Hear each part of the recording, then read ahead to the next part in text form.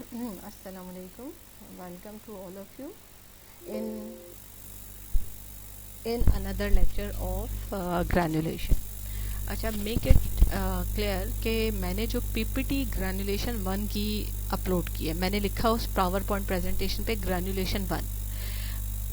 वो ग्रैनुलेशन 1 की जो पीपीटी है वो ऑडियो 1, ऑडियो 2 और ऑडियो 3 को कवर करेगी। अगेन आई एम रिपीटिंग, मैंने जो ग्रैनुलेशन में प्रेजेंटेशन पहली अपलोड की है, उस पहली प्रेजेंटेशन के ऊपर 3 ऑडियो लेक्चर्स हैं। वो तीनों आप एक साथ 1 बाय 1 जब सुनेंगे तो आपको कंटिन्यूएशन पूरी समझ में आ जाएगी। ठीक है। ग्रैनुलेशन 2 की फिर पीपीटी है और ग्रैनुलेशन 3 की पीपीटी है। ग्रैनुलेशन 2 में मैंने एडवांस ग्रैनुलेशन टेक्निक शुरू कर दी थी, लेकिन चूंकि स्लाइड्स 29-30 से ऊपर जाती थी, इसलिए मैंने उसे ब्रेक करके आधे एडवांस ग्रैनुलेशन टेक्निक ग्रैनुलेशन 2 में डाल दी और आधी मैंने ग्रैनुलेशन 3 में डाल दी, क्योंकि ज़ाहिर है मैं इससे इतना बड़ा लेक्चर भी नहीं ले सकती, तो मैंने अकॉर्डिंगली उसको डिवाइड कर दिया। लेकिन ग्रैनुलेशन 2 और 3 जो है वो एडवांस ग्रैनुलेशन टेक्निक से रिलेटेड है। ठीक।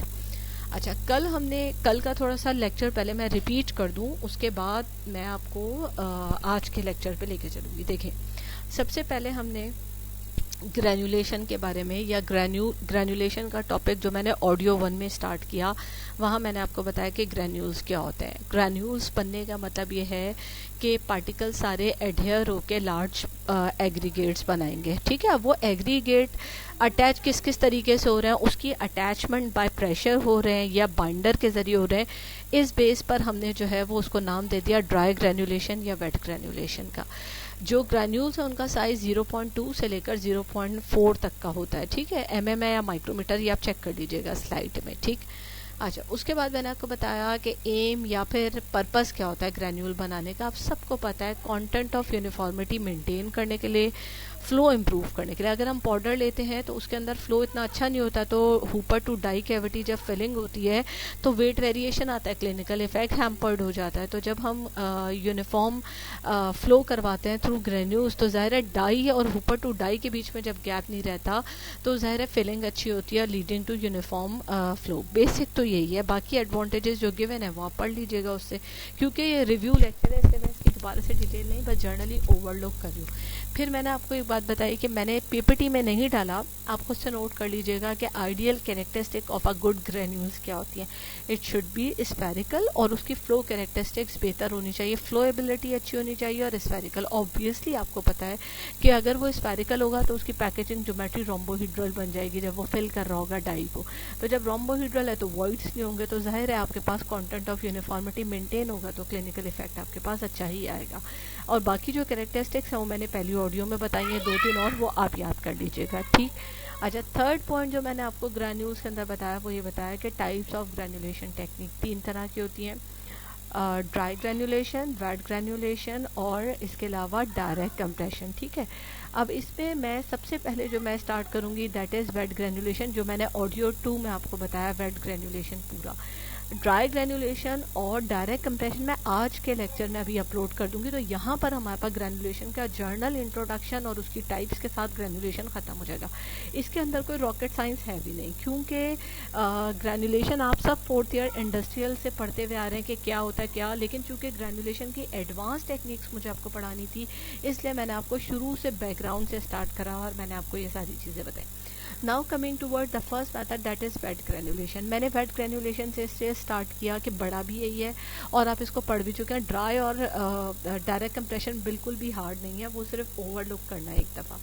वेट ग्रैनुलेशन आप सब ने लैब में परफॉर्म किया, तो वेट ग्रैनुलेशन के जो स्टेप्स हैं उसमें मिक्सिंग सीविंग है पहले, यानी आपने एपीआई और एक्सीपिएंट की सीविंग कर ली, देन आपने मिक्सिंग कर लिया उनकी, किसी भी मिक्सर के ज़रिए कर लें, हाई शेयर मिक्सर। याद रखें कि इलेक्ट्रोस्टैटिक फोर्सेस इंपॉर्टेंट होती हैं ड्यूरिंग मिक्सिंग ना, ठीक है, और वेंडर वॉल फोर्सेस या अदर फोर्सेस इंपॉर्टेंट होती हैं ड्यूरिंग नीडिंग। ठीक है, ये इंपॉर्टेंट बात है। अच्छा, इसके बाद आपको बताया कि मिक्सिंग करने के बाद जो है वो आपने उसकी नीडिंग करनी है। ज़ाहिर है जब आपने बाइंडर सोल्यूशन ऐड किया उसके अंदर, जैसे कि आपने लैब में स्टार्च का सोल्यूशन ऐड किया था, तो वो हार्डनिंग का काम करेगा, और जो है वो आपने उससे नीड कर लिया, वेट मास बना लिया। वेट मास बनाने के बाद नीड आपने डो बना ली थी। डो बनाने के बाद आपने क्या किया था लैब में, आपने सीव किया था उसे, तो सीविंग अनदर नेक्स्ट स्टेप आ गया। उस सीव करने के बाद जिनकी डो सही नहीं बनी थी या बाइंडर का सोल्यूशन सही नहीं था, नीडिंग का टाइम भी बहुत इंपॉर्टेंट है। यानी आपने सोल्यूशन तो अच्छा डाला लेकिन नीड अच्छा नहीं किया। ये बिल्कुल ऐसी बात है कि घर में आप जो है वो पिज़्ज़ा डो बना रहे हैं, अगर आपने उसको नीड सही नहीं किया, गूंदा सही नहीं, या आपने उसके अंदर सॉल्वेंट जो ऐड किया उसका क्वांटिटी कम डाली, यानी इन शॉर्ट ये कि अगर आपने उसकी डो सही नहीं बनाई, वेट मास सही नहीं बनाया, तो आपके पास रिजल्टेंट प्रोडक्ट कभी भी सही नहीं आएगा।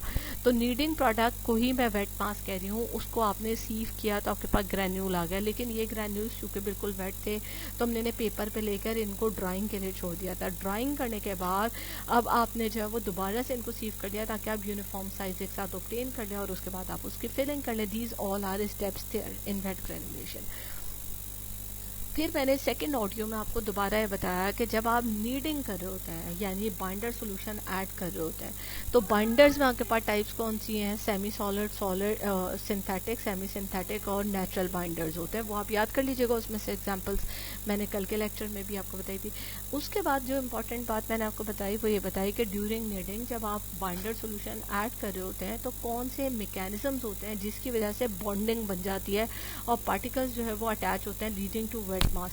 तो वहाँ पर ये इंपॉर्टेंट है कि आपके पास जो है वो 5 तरह के मैकेनिज्म हो रहे होते हैं, यानी 5 तरीके से जो है वो आपके पास पार्टिकल बॉन्डिंग मैकेनिज्म जो है वो आपके पास 5 हैं। Number 1, immobile liquid layer. Immobile तभी होगी लिक्विड की लेयर जब आपके पास पार्टिकल के अंदर या मास के अंदर पानी की क्वांटिटी या सॉल्वेंट जो भी आप यूज़ कर रहे हैं, बाइंडर सोल्यूशन जो भी, उसकी क्वांटिटी कम है, यानी इतनी क्वांटिटी है कि बस वो हर पार्टिकल को डिपिंग स्टेट में हर पार्टिकल कवर है उस सॉल्वेंट से। फिर जब आपने लिक्विड और ऐड किया तो वो पार्टिकल से गुजर के दूसरे पार्टिकल से कांटेक्ट पे आ गया, यानी 2 पार्टिकल के बीच में जो एयर स्पेस था उसको कवर उसने करना शुरू कर दिया।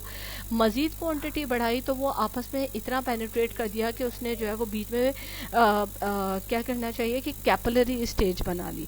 उसके बाद आपके पास क्या हो जाएगा, इंटरफेशियल मोबाइल लिक्विड फिल्म। पहले इमोबाइल लिक्विड फिल्म बनी, फिर मोबाइल लिक्विड फिल्म बनी, जिसमें जो फोर्स इन्वॉल्व थी वो इंटरफेशियल फोर्स थी। देन उसके बाद आपके पास सॉलिड ब्रिजेस बने। सॉलिड ब्रिजेस बनाने के 3 मैकेनिज्म है आपके पास जो है वो, जिसमें आपके पास पार्शियल मेल्टिंग जो कि बहुत ही रेयर होता है। इसमें अमूमन वो ये सिर्फ उन कंपाउंड्स के लिए रिस्ट्रिक्टेड है जो कि बहुत ही कम मेल्टिंग पॉइंट पे मेल्ट हो जाएंगे, तो ऐसे कंपाउंड कम ही होते हैं, हम देख के ही कंपाउंड्स ले रहे होते हैं। नेक्स्ट आपके पास जो है वो कौन सा था, हार्डनिंग ऑफ द बाइंडर। यही एक्चुअली जैसे कि स्टार्च आपने यूज़ किया बाइंडर सोल्यूशन, जब आपने ड्राई करने के लिए ग्रेन्यूल्स रखे तो उस वक्त वो हार्ड हो जाता है, और हमारे पास यही मैकेनिज्म एग्जिस्ट करता है सॉलिड ब्रिजेस में। नेक्स्ट है crystallisation of the dissolve substance. ये बिल्कुल वही क्रिस्टलाइजेशन है जो कि आपने क्रिस्टलाइजेशन के चैप्टर में पढ़ा था कि टेम्परेचर कम होने से कोई भी कॉन्टेंट एक जो है वो डिसॉल्व हो गया सॉल्वेंट के अंदर, और जब टेम्परेचर अपना बैलेंस वापस अपने ओरिजिनल पर आया तो उसने क्रिस्टल बना दिए उसके। तो सॉलिड ब्रिजेस का मतलब है कि क्रिस्टल फॉर्म में कोई सॉलिड ब्रिज बनना ना, तो सॉलिड किस तरह से बनेगा वो इसी तरीके से जब टेम्परेचर फ्लक्चुएशन होगी। नेक्स्ट उसके बाद आपके पास क्या था कि अट्रैक्टिव फोर्सेस थी। अट्रैक्टिव फोर्सेस में आपके पास आता है इलेक्ट्रोस्टैटिक फोर्सेस और वेंडर वॉल फोर्सेस। जो है वो वेंडर वॉल फोर्सेस अमूमन ज़्यादा इंपॉर्टेंट होती हैं in wet granulation as compare to electrostatic जो कि मिक्सिंग में इंपॉर्टेंट है। फाइनली मैकेनिकल इंटरलॉकिंग है। मैकेनिकल इंटरलॉकिंग का मतलब ये होता है कि अब जो लिक्विड है आपका वो पहले तो एड्जॉर्ब हुआ, यानी उसने हर पार्टिकल के गिर्द लेयर बना ली अपनी। एड्जॉर्ब होने के बाद वो ना सिर्फ पार्टिकल की प्रोजेक्शन को कवर करेगा बल्कि पूरे पार्टिकल को कवर करेगा। यहाँ पर मैंने प्रोजेक्शन का वर्ड इसलिए यूज़ किया कि आपको मैंने पहले बताया था कि फार्मास्यूटिकल पाउडर जो होते हैं वो मोनो डिस्पर्स्ड नहीं होते, एक जैसा साइज का पार्टिकल नहीं होता, बल्कि फार्मास्यूटिकल पाउडर जो है वो पोली डिस्पर्स होते हैं, यानी साइज ऊपर नीचे होता है उनके अंदर। कुछ पार्टिकल ऐसे होते हैं जिनकी प्रोजेक्शन होती है। ये तो लेक्चर मैंने आपको क्लास में ब्लैक बोर्ड पे लिया था, आपको याद होगा। तो जितना भी पार्टिकल का सरफेस एरिया है, चाहे वो प्रोजेक्टेड है, चाहे वो फेरेट्स डायमीटर है, चाहे वो मार्टिन्स है, जो भी है उसको वो पूरा कवर करे। एक बात। नंबर 2 ये कि वो जो है उस पार्टिकल की लेयर या उसके पोर्स को क्रॉस करके डिफ्यूज करे और पार्टिकल के अंदर आ जाए। जब पार्टिकल के अंदर वो पेनिट्रेट करेगा then it is called mechanical interlocking. तो आपने याद ये करना है कि मैकेनिकल इंटरलॉकिंग फाइनल स्टेज होती है जहां पर पार्टिकल का जो सॉल्वेंट होता है वो पार्टिकल के पोर्स को बाय डिफ्यूजन क्रॉस करके अंदर आ जाता है, जो भी एडेसिव या बाइंडर जो भी डाला है, और अब पार्टिकल प्रॉपरली एक दूसरे से अटैच होगा। This is called mechanical interlocking. This is all about the particle bonding mechanism. ठीक है, दो चीजें हैं, एक है ग्रैन्युलेशन मैकेनिज्म। अगर मैं आपसे ये क्वेश्चन करती हूँ कि ग्रैन्यूल फॉर्मेशन का मैकेनिज्म बताएं, तो मैं आपसे ये पूछूं कि ग्रैन्यूल्स पे पार्टिकल अडेयर कैसे हुए ग्रैन्यूल्स पे पार्टिकल अटैच कैसे हुए, this is another question. Granule formation mechanism अलग है और पार्टिकल बॉन्डिंग मैकेनिज्म का मतलब ये है कि मैं आपसे नीडिंग स्टेज पे पूछूं कि जब आपने लिक्विड ऐड किया तो उस वक्त पार्टिकल बॉन्डिंग मैकेनिज्म क्या है। आई am repeating, particle bonding mechanism is another thing and granule formation mechanism is another thing. Particle bonding mechanism तब आएगा जब आप नीडिंग की स्टेज पर होंगे। पार्टिकल बॉन्डिंग मैकेनिज्म में 5 मैकेनिज्म है, mobile immobile liquid film, mobile liquid film, उसके बाद सॉलिड ब्रिजेस, देन उसके बाद आपके पास attractive forces and number 5 is mechanical interlocking. ठीक है, यहाँ पर ये मैंने कल ऑडियो 2 में ये लेक्चर ख़त्म कर दिया था। अब नाउ कमिंग टूवर्ड्स अब आपके पास क्या है, मैकेनिज्म ऑफ ग्रैन्यूल फॉर्मेशन। ठीक है, ग्रैन्यूल फॉर्मेशन में आपको क्या बताना पड़ेगा कि ग्रैन्यूल किस तरह से बन रहा है। In wet granulation method liquid added to dry powder has to be distributed throughout the powder by mechanical agitation produce in the granulator. आप सबको बात समझ में आ रही होगी। ये मैंने कहा, ये मैं पढ़ रही हूँ इस वक्त ऑल्टन से। ऑल्टन में आपने ग्रैन्युलेशन के चैप्टर से पार्टिकल बॉन्डिंग मैकेनिज्म भी देख लेना है और ग्रैन्यूल फॉर्मेशन मैकेनिज्म भी देना है। बेहतरीन लिखा हुआ है वहाँ पर, आपने वहीं से फॉलो करना है। ठीक है, अच्छा इन्होंने कहा कि जो भी वेट ग्रैन्युलेशन में आपने जो भी एपीआई या एक्सीपिएंट है उस मिक्सचर के अंदर जब आपने लिक्विड बाइंडर ऐड किया तो ग्रैन्युलेटर जो मूव कर रहा है वो इस लिक्विड को तमाम पाउडर पर मिक्स करवा देता है और वेट मास प्रोड्यूस करता है। The particle adhere to each other because of liquid film. Particle एक दूसरे से अटैच होना शुरू कर देते हैं क्योंकि आपने बीच में लिक्विड डाल दिया तो लिक्विड फिल्म बन गई। एंड फर्दर एजिटेशन एंड और liquid addition cause more particle to adhere. और मजीद आप एडिशन करेंगे तो मजीद पार्टिकल एडहियर करेंगे। The mechanism by which the dry powder is transferred into bed of granules, ये कैसे हुआ, तो ये कह रहे हैं कि वो ये तो आपको जर्नली समझ में आ गया कि आपने ड्राई पाउडर के अंदर लिक्विड डाला तो लिक्विड जो है ऑब्वियसली ग्रेन्यूल्स बना देगा, लेकिन वो लिक्विड ने क्या किया कि वो ग्रेन्यूल्स बन गया। तो ये मैकेनिज्म बेसिकली 3 स्टेजेस पर कंसिस्ट करता है, यानी granule formation is consist of 3 steps. Number 1 nucleation, number 2 is transition and number 3 is ball growth. Journally पहले आप समझ लें। न्यूक्लिएशन का मतलब होता है, number 1 step is nucleation. Nucleation का मतलब है न्यूक्लियस फॉर्मेशन। न्यूक्लियस फॉर्मेशन आपने क्रिस्टलाइजेशन में मैंने आपको वहाँ पढ़ाया था, जब 2 पार्टिकल आपस में अटैच होंगे they will form the nucleus, this is called nucleation. Nucleation का मतलब है न्यूक्लियस बनना। पहले न्यूक्लियस बनेगा उसके बाद उस पर पार्टिकल जाके एडहियर करेंगे। तो स्टार्ट ग्रैन्यूल बनाने के लिए पहला स्टेप ये है कि न्यूक्लियस बने। तो न्यूक्लियस बनेगा जब 2 पार्टिकल अटैच हो जाएंगे आपस में, उसके बाद जब वो न्यूक्लियस बन गया तो फर्दर पार्टिकल पर अटैच होंगे। That's it, this is all nucleation. Next is transition. Transition का मतलब है कि अब इस जो न्यूक्लियस बना इसके ऊपर मजीद पार्टिकल कैसे अटैच होंगे, दिस इज कॉल्ड ट्रांजिशन। तो इसका साइज बढ़ाने के लिए जो पहला न्यूक्लियस है इसके 2 तरीके हैं। एक तो ये कि एक न्यूक्लियस दूसरे न्यूक्लियस से जाके अटैच हो जाए, साइज बढ़ गया, ये ट्रांजिशन है। एक दूसरा तरीका ये होता है कि जो एक न्यूक्लियस बना हुआ उसके गिर्द सिंगल पार्टिकल आके अटैच हो और लेयर उसके साइड पर ग्रोथ कर दें, this is called also transition. इससे भी साइज बढ़ गया। तो ट्रांजिशन के अंदर आप जो प्रीवियस न्यूक्लियस है उसका साइज को बढ़ा रहे हैं। Size can be increase by 2 method. Number 1 nucleus can be attach by another nucleus, और सेकेंड मेथड ये है कि जो सिंगल न्यूक्लियस है उसके गिर्द पार्टिकल अटैच होकर उसका साइज एनहांस कर लें। This is all about transition. ये इतना ही आपको पढ़ना है, ये मतलब आपको यहाँ पर क्लियर हो जाना चाहिए। अगर आपसे मैं ये क्वेश्चन करती हूँ और ऑल्टन में जो इसकी डायग्राम है फिगर 28.3, आपके पास जो भी आप चैप्टर ज़रूर पढ़िएगा, आप वहाँ से देख के अगर डायग्राम ड्रॉ कर देते हैं तो भी this is far enough for me. Paper में अगर मैं आपसे पूछती हूँ आपने ये डायग्राम भी ड्रॉ कर दी, आपका कॉन्सेप्ट क्लियर है, तो this is all about it. Next the third step is ball growth. अब जो ट्रांजिशन के बाद जो दो न्यूक्लियस मिले या न्यूक्लियस के अगर पार्टिकल अटैच हुए तो जो प्रोडक्ट है दिस इज कॉल्ड बॉल। अब इस बॉल की मजीद ग्रोथ होगी तो वो ग्रेन्यूल बनेगा। तो बॉल ग्रोथ करने के 4 तरीके होते हैं। नंबर 1 कॉलेसेंस। कॉलेसेंस का मतलब ये है कि दो पार्टिकल जो है वो क्या होंगे, दो और मोर जो भी बॉल बना है वो join together to form a large granule. Coalescence में आपको मैंने पहले भी बताया था कि कॉलेसेंस का मतलब होता है बहुत सारे पार्टिकल अटैच होकर एक बड़ी बॉल बना दे, this is called ball growth. तो कॉलेसेंस में एडिशन हो रहा है, 2-3 ग्रेन्यूल्स का एडिशन होकर एक बड़ा ग्रेन्यूल बन गया, दिस इज कॉल्ड कॉलेसेंस।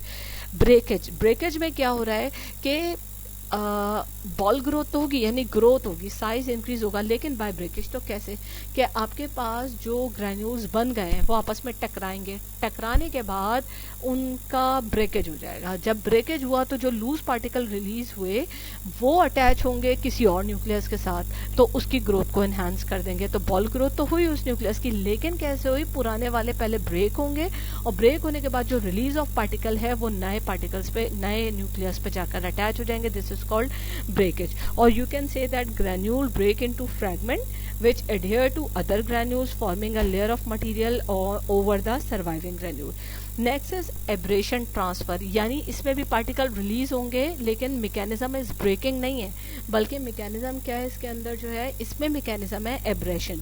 एब्रेशन क्या होता है, agitation of the granule bed leads to attrition of the material. Attrition का मतलब है टकराना सरफेस से। जब वो ग्रेन्यूल आपस में दूसरे ग्रेन्यूल से टकराएंगे और उनकी सरफेसेस जो झड़ेंगे दैट इज कॉल्ड एब्रेशन या फिर एट्रीशन। तो रिलीज करेंगे पार्टिकल को, ये पार्टिकल किसी और न्यूक्लियस के गिर जाके अटैच हो जाएंगे और फिर जो है वो ग्रोथ कर देंगे। This abraded material adhere to other granule increasing their size. Layering. Layering जो है वो उस सूरत में होती है जब आपने एक ग्रेन्यूल पे कई लेयर चढ़ानी होती है, या फिर आपने जो ग्रेन्यूल बना उस पर आपने बाहर से कोई पाउडर ऐड कर दिया, आपने कोई अनदर आपको 2-3 चीज़ें ऐड करनी है, तो वो उसके गिर लेयर बनाता चला जाएगा तो साइज इंक्रीज हो जाएगा, this is called layering. This is all about the granulation mechanism. अब मैं यहाँ पर जो आपकी कोई भी क्वेरीज है उसको क्लियर करती हूँ दोबारा से ताकि आपको क्लियर हो। ग्रेन्युलेशन का जो मैकेनिज्म है उसकी 3 स्टेजेस हैं। न्यूक्लिएशन पहली, इसमें न्यूक्लियस बनेगा। न्यूक्लियस बनने के 2 तरीके। न्यूक्लियस जब 2 पार्टिकल अटैच होंगे तो फिर वो न्यूक्लियस फॉर्म कर देंगे, this is called nucleation. Start होगा सिंगल पार्टिकल से, 2 सिंगल पार्टिकल अटैच होंगे leading to formation of nucleus. Second stage is transition. Transition के अंदर जो है वो आपके पास 2 स्टेप्स आते हैं। एक स्टेप ये है कि 2 न्यूक्लियस आपस में मिलकर उन्होंने एक बड़ा ग्रेन्यूल बना दिया, या फिर जो है वो जो बना हुआ न्यूक्लियस है उसके साइड पे पार्टिकल्स अटैच होकर उन्होंने एक बड़ा ग्रेन्यूल बना दिया। ये 2 तरीके हैं ट्रांजिशन के। तीसरी चीज जो है वो क्या है, ट्रांजिशन में एक्चुअली डिपोजिशन हो रही है, और उसके बाद तीसरी चीज है बॉल ग्रोथ। जो ऊपर ट्रांजिशन में ग्रेन्यूल बन गया अब उसकी ग्रोथ कैसे होगी, इसको आप ये कह रहे हैं बॉल ग्रोथ। तो बॉल ग्रोथ करने के कई तरीके हैं। 2 न्यूक्लियस आपस में मर्ज हो गए, इसे कहेंगे कॉलेसेंस, साइज बढ़ गया। नंबर 2, अगर 2 न्यूक्लियस अलग अलग पड़े हुए हैं तो क्या होगा, जो बाकी ग्रेन्युलेटर में बहुत थाउजेंड्स में ग्रेन्यूल बने हुए हैं आपस में टकराए और वो टूट गए, रेजा रेजा हो गए, दैट इज कॉल्ड ब्रेकेज। अब ये जो ब्रेक पार्टिकल हैं वो किसी और ग्रेन्यूल्स पर कुछ टूटेंगे कुछ नहीं टूटेंगे, जो नहीं टूटे उनके गिर जा कर ये अटैच हो जाएंगे, दिस इज कॉल्ड ब्रेकेज। यानी बॉल ग्रोथ थ्रू ब्रेकेज हो रही है, ठीक है। तो ये जो टूटे हुए पार्टिकल्स हैं ये जाके अटैच हो जाएंगे न्यूक्लियस का, बॉल ग्रोथ हो गई। नंबर 3 एट्रीशन या एब्रेशन। एब्रेशन का मतलब है पार्टिकल ब्रेक तो होंगे लेकिन यहाँ पर जो है वो रगड़ खाने से, फ्रिक्शन से, तो वो अपने आप की सरफेसेस के पार्टिकल को झाड़ देंगे। जब वो झाड़ेंगे तो वो झड़े हुए पार्टिकल दूसरे न्यूक्लियस के गिर जाके अटैच होंगे, वो ग्रोथ कर देंगे, this is called ball growth. And 4 is layering. Layering अमूमन उनमें कॉमन होती है जहाँ पर आप बाहर से कोई और नया पाउडर ऐड कर रहे हैं। ग्रेन्यूल में तो उसने जो ओरिजिनल ग्रेन्यूल बना हुआ उसके गिर्द एक लेयर बना दी, फिर आपने कोई और एपीआई डाला तो उसने एक और लेयर बना दी, या फिर डोज मुख्तलिफ कर दी। तो दिस इज जैसे कि सस्टेन रिलीज में होता है तो मुख्तलिफ लेयर्स जो चढ़ जाती हैं, this is called layering. Layering mechanism होता है। Monitoring of the equipment is necessary to stop the granulation at predetermined point. This is known as granulation endpoint. आप ग्रैनुलेशन या ग्रैनुलेटर जब चढ़ा रहे हैं तो चला रहे हैं तो उसका एंड पॉइंट ऑब्जर्व करते रहे, ऐसा ना हो कि उसकी थिकनेस बहुत ज़्यादा बढ़ जाए या उस पर ब्रेकेज हो जा रहा है, एब्रेशन हो जा रहा है और बॉल ग्रोथ बहुत ज़्यादा हो जाए, तो फिर जो ग्रैन्यूल का साइज़ इतना बढ़ जाएगा तो डाई कैविटी के अंदर फिलिंग का प्रॉब्लम हो जाएगा। तो आपने जो है वो ग्रैनुलेशन का टाइम कितना देना है कितना नहीं। However the transition from the non granulated to an over mass system is very rapid होती है। तो ग्रैनुलेशन का एंड पॉइंट आपने ऑब्जर्व करके रखना है कि आपने रोकना उसको कब है, ताकि जो है वो ओवर ग्रोथ को आप रोक सकें। Now coming towards, this is all about wait granulation method. ठीक है, अब जो आपने वेट ग्रैनुलेशन के बाद जो है वो स्टार्ट करना है, that is dry granulation method. ठीक है, यहाँ पर वेट ग्रैनुलेशन खत्म हो गया, होपफुली आप सबको क्लियर होगा। ड्राई, अच्छा मैंने स्लाइड के अंदर मैकेनिज्म ऑफ ग्रैनुलेशन में सिर्फ उसकी स्टेजेस लिखी हैं, दैट्स इट। 3 स्टेजेस हैं, न्यूक्लिएशन, ट्रांजिशन और बॉल ग्रोथ। बॉल ग्रोथ के जो है वो मज़ीद 4 स्टेजेस हैं, बॉल ग्रोथ की हेडिंग के अंदर वो आएंगी। अगर मैं आपसे पेपर में ये पूछूं कि डिफाइन या डिस्कस बॉल ग्रोथ, तो बॉल ग्रोथ के अंदर 4 मैकेनिज्म हैं, वो आप डिस्कस करेंगे, कॉलेसेंस, ब्रेकेज, एब्रेशन ट्रांसफर और लेयरिंग। यानी बॉल ग्रोथ इन 4 मेथड से होती है आपके पास। ठीक, नाउ तो आपने इसकी जो डिटेल है मैकेनिज्म ऑफ ग्रैनुलेशन की ऑल्टन से पढ़ना है। मैंने लिखा इसलिए स्लाइड में नहीं है ताकि बुक खुले और बुक से आप खोल के वहाँ से मैकेनिज्म लें। ठीक है, next is dry granulation. Granulation में ड्राई ग्रैन्यूल्स में देखें आपने जो है वो binder, dry granulation it is called dry granulation क्योंकि इसके अंदर आप कोई लिक्विड बाइंडर या बाइंडर सोल्यूशन ऐड नहीं कर रहे। तो फिर ग्रैन्यूल्स कैसे एडहेयर हो रहा है पार्टिकल, तो यहाँ पर आप प्रेशर अटैच कर देते हैं। जैसे कि आपने पाउडर लिया और पाउडर को किसी चीज़ के नीचे आपने पंच कर दिया, जैसे कि कंप्रेशन मशीन में, तो टैबलेट तो बन गई, वहाँ पर आपने लिक्विड तो नहीं डाला था, फिर वो वहाँ पर एडहेरेंस कैसे हुई। तो this is called dry granulation by the application of the pressure. There are 2 ways. But dry granulation के 2 स्टेप्स होते हैं। It should be conducted by 2 method. Slugging old method है, आप सबको पता है स्लग्स का मतलब है बड़ी बड़ी प्लेट्स या फिर लार्ज टैबलेट बनना, दिस इज कॉल्ड स्लग। और number 2 roller compaction. Roller mill आपने लैब में यूज़ किया है। रोलर मिल का मतलब होता है 2 रोल्स के बीच में मटेरियल डालना तो वो एक शीट के फॉर्म में प्रोड्यूस हो जाता है। पहले जर्नली में ड्राई ग्रैनुलेशन का आपको मैकेनिज्म बता दूं कि होता क्या है कि ड्राई ग्रैनुलेशन में आपने एपीआई और एक्सीपिएंट को सीव कर लेना है सरफेस एरिया बढ़ाने के लिए और मेंटेन करने के लिए कंटेंट ऑफ यूनिफॉर्मिटी। अब आपकी चॉइस है कि आप इस मटेरियल को, एक्सीपिएंट और एपीआई का जो आफ्टर सीविंग मटेरियल आया, आप इसका स्लग बना लें। तो स्लगिंग पहले होता था, अब ज़्यादा कॉमनली यूज़ नहीं है, उससे ज़्यादा एफिशिएंट है रोलर कंपैक्शन। तो 2 रोल्स के बीच में रोलर मिल में आप इस पाउडर को डालें तो पतली सी शीट पूरी बन के आ जाएगी, इवन शीट। अब इस शीट को आपने जो है वो मिल करना है। मिल का मतलब ऐसे ब्रेक करना है, तो यूजुअली हम हैमर मिल के ज़रिए इसको ब्रेक कर लेते हैं। ब्रेक हो जाती है छोटे छोटे पार्टिकल्स में, उसके बाद चूँकि होती तो ड्राई है इसलिए एडहेरेंस का प्रॉब्लम नहीं होता। इसको ब्रेक कर लें, उसके बाद इसको ब्रेक करने के बाद हैमर मिल इसको बिल्कुल चूरा चूरा कर देती है और उसके बाद आप इसको सीव कर लें तो आपके पास स्मॉल ग्रैन्यूल्स ऑब्टेन हो जाते हैं। मतलब कॉमनली यूज़ होता है रोलर कॉम्पैक्शन स्लग्स के मुकाबले में। ठीक है, तो वेरी सिंपल और 3 स्टेप्स पे कंसिस्ट करता है। बस आप ये याद रखिएगा कि मैंने नेक्स्ट स्लाइड में दिया हुआ है steps for dry granulation compaction मिलेंगे एंड जो वो स्क्रीनिंग या सीविंग है। ठीक है अच्छा, उसके बाद स्लगिंग में मैंने इसके डिसएडवांटेजेस लिखे हुए हैं। तो लो मैन्युफैक्चरिंग आउटपुट होता है स्लगिंग में, जो है वो जो मैन्युफैक्चरिंग आउटपुट है जो प्रोड्यूस होता है वो बहुत स्लो होते हैं ग्रैन्यूल्स जो है वो। ठीक है, इसके अलावा जो है वो सराउंडिंग एरिया की पोल्यूशन होती है। स्टोरेज कंटेनर का जो है वो यूज़ इंक्रीज़ हो जाता है, बट डिसएडवांटेज इसके याद कर लीजिएगा। नेक्स्ट इस इसमें कोई इतनी पढ़ाने वाली चीज़ नहीं है कि मैं आपको एक एक पॉइंट डिटेल से दूँ। रोलर कंपैक्शन जो है वो, इसमें मैंने आपको पूरा बता दिया कि रोलर कंपैक्शन में 2 रोल्स के बीच में जो है वो मूव करता है। After passing we get thin mass ribbon like large segment, then it is going to be milled or screened to get the granule. Using hammer mill we used to break this part. ठीक है, then उसके बाद ये एक चीज़ है कि screw इन roller compaction, journal इसको पढ़िएगा। रोलर कंपैक्शन जो मिल होती है, एक तो उसमें चीज़ हो गई 2 रोल जिसके बीच में मटेरियल मूव करेगा। इसके अलावा इसके अंदर स्क्रू डले हुए होते हैं। 2 तरह के स्क्रू होते हैं, एक होता है हॉरिजॉन्टल हॉरिजॉन्टल स्क्रू, हॉरिजॉन्टल जो भी आपका प्रोडक्ट है उसको हॉरिजॉन्टली मूव करेगा आगे की तरफ, ठीक है। और जो वर्टिकल स्क्रू है वो जो है वो आपके प्रोडक्ट को जो है वो वर्टिकल मूव करेगा। तो इन दोनों में बेहतर कौन सा स्क्रू होता है? ये वर्टिकल स्क्रू होता है, क्योंकि वो smooth flow of the powder करता है। आपने दो चीज़ें इसमें याद करनी है, अब पढ़ के ही यहाँ पे मेरी ऑडियो सुन के आप याद कर लेंगे कि रोलर कंपैक्शन मिल में दो तरह के स्क्रू यूज़ किए जाते हैं, एक हॉरिजॉन्टल स्क्रू और वर्टिकल स्क्रू। हॉरिजॉन्टल स्क्रू यानी एक में आपके पास चॉइस है कि रोलर मिल में आप हॉरिजॉन्टली भी प्रोडक्ट को फ्लो करके शीट बना लें या फिर वर्टिकली भी फ्लो करके शीट बना लें। आपने दोनों रोल को वर्टिकल प्लेस कर दिया स्क्रू लगा के, या फिर आपने दोनों को हॉरिजॉन्टल प्लेस कर दिया। दोनों में से बेहतर कौन सा है? तो दोनों में से जो बेहतर होता है वो वर्टिकल होता है, क्योंकि उसमें जो है वो फ्लो कंडीशंस ज़्यादा बेहतर होती हैं, स्मूथ फ्लो होता है। अच्छा, इसके बाद है मैंने स्लाइड में लिखा हुआ है variables to control compaction force. तो आपके पास जो है वो जाहिर सी बात है आप रोलर्स के ऊपर क्या प्रेशर क्रिएट कर रहे हैं, स्पीड ऑफ रोलर कितनी रख रहे हैं, कम रख रहे हैं या ज़्यादा, या फिर जो है वो स्क्रू की जो है वो स्पीड को कितना सेट कर रहे हैं। ये तीन फैक्टर हैं जिससे जो है वो आपके पास ये कंट्रोल होगा। जर्नल इसको पढ़ लीजिएगा। एडवांटेज एंड डिसएडवांटेज क्या होते हैं? देखिए, इकोनॉमिकल होता है सबसे, ये लेस इक्विपमेंट और स्पेस। आप देखें वेट ग्रेनुलेशन से कंपेयर करें, उसकी स्टेजेस बहुत थी, लिक्विड ज़्यादा है, लेकिन चूँकि उसमें प्रोडक्ट की क्वालिटी बहुत अच्छी आती है, ग्रेन्यूल्स बहुत अच्छे बनते हैं। बिसाइड ऑल दिस हम ओवरलुक करके उसके ड्रॉबैक्स को फिर भी वेट ग्रेनुलेशन ज़्यादा यूज़ कर होता है। डिसएडवांटेज जो है वो आपके पास क्या है? एडवांटेज और डिसएडवांटेज स्लाइड में मैंने दिए हैं ड्राई ग्रेनुलेशन के। ड्राई ग्रेनुलेशन का एडवांटेज है कि इकोनॉमिकल है, कम इक्विपमेंट रिक्वायर्ड है, कम स्पेस है, हीट ही रिक्वायर्ड नहीं है, ना आपने उसको गर्म करना है, ना मॉइस्चर रिक्वायर्ड है, यूनिफॉर्म प्रोडक्शन होती है। लेकिन डिसएडवांटेज क्या है कि इसमें डस्ट प्रोड्यूस होती है और टॉक्सिक प्रोडक्ट्स के लिए तो इशू है। कलर डिस्ट्रीब्यूशन इसमें प्रॉपर नहीं होता। The next process, this is all about dry granulation and wet granulation. I am repeating dry granulation. मैंने आपको क्या पढ़ाया? ड्राई ग्रेनुलेशन में आप लिक्विड बाइंडर यूज़ नहीं करेंगे, आपने कोई सॉल्वेंट यूज़ नहीं करना, पहली बात, इसीलिए इसको कह रहे हैं dry granulation. Number 2, dry granulation में जो स्टेप्स होते हैं आप वो पढ़ लें। पहले तो आपने एपीआई और एक्सीपिएंट की सीविंग कर ली, सीविंग करने के बाद आपने उन्हें मिक्स कर लिया, मिक्स करने के बाद आपने उन्हें कॉम्पैक्शन करनी है। कॉम्पैक्शन का मतलब है उनकी शीट्स बनानी है।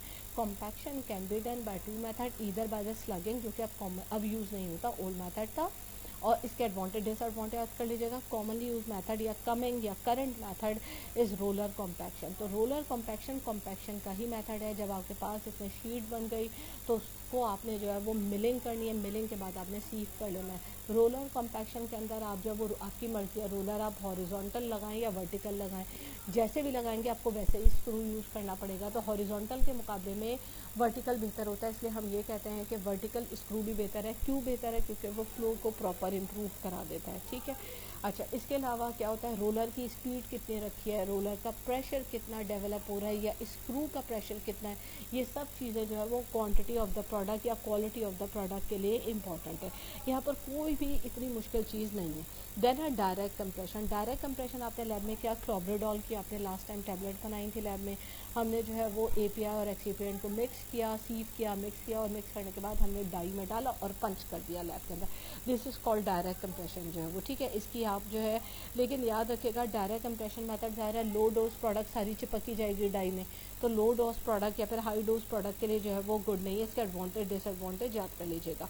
That's it. डायरेक्ट कंप्रेशन जो है वो वैसे भी कॉमन यूज मेथड नहीं है ग्रेनुलेशन के अंदर। आपके पास ज़्यादा ड्राई ग्रेनुलेशन और वेट ग्रेनुलेशन, तो I am not concern with direct compression. Direct compression में अगर मैं आपसे ज़्यादा पूछूंगी तो इसका एडवांटेज पूछ सकती हूँ कि क्या है। That's it. तो आपने इसको इस तरह लेना है। तो ऑडियो 3 में आपकी ऑडियो 1, ऑडियो 2 और ऑडियो 3 ये सब की सब ग्रेनुलेशन की पावर पॉइंट 1 को कवर कर रहे हैं। तो पावर पॉइंट 1 लगाइए, खोलिए अपने पास घर में, और ग्रेनुलेशन 1, 2 और 3 पढ़े। बिल्कुल मेरे लेक्चर के अकॉर्डिंग चलें। और लैब का जो अभी तक मैंने आपको इस पावर पॉइंट 1 जो कि कवर करी ऑडियो 1, 2 और 3 को, यहाँ पर मैंने अभी आपको यहाँ तक के लिए कोई हैंड आउट मैंने आपको नहीं दिया। यहाँ तक के लिए मैंने आपसे सिर्फ ये कहा कि इसमें दो चीज़ें आपने बुक से देखी हैं, एक मैकेनिज्म ऑफ सॉलिड ब्रिजेस और एक मैकेनिज्म ऑफ ग्रैन्यूल फॉर्मेशन। ये दो चीज़ें आप ऑल्टर्न से देख लें, बाकी पावर पॉइंट से देख लें। बिल्कुल कंफ्यूज होने की ज़रूरत नहीं है, स्ट्रेस आउट होने की ज़रूरत नहीं है, सुकून के साथ लेक्चर ले मेरा। अगर कोई प्रॉब्लम है तो आप प्लीज़ इंटीमेट करें सीआर को, बुशरा को या उसको, वरना मेरा नंबर ले लें, आप मेरा नंबर लें और you can directly text me, add कर लें मुझे व्हाट्सएप पे। मैं अपना नंबर शेयर करूँगी, अभी अभी मैं इस पर स्लाइड पे शेयर करती हूँ अपना नंबर। आप मुझे टेक्स्ट करें, मैं आपको टाइमली रिस्पॉन्ड करूँगी। आपको कोई भी मसला है, मैं ऑडियो मैसेज भेज दूँगी। परेशान बिल्कुल ना ऑडियो क्लासेस से, सुकून के साथ बैठ के बस आपका काम है पढ़ना। Thank you all for this class.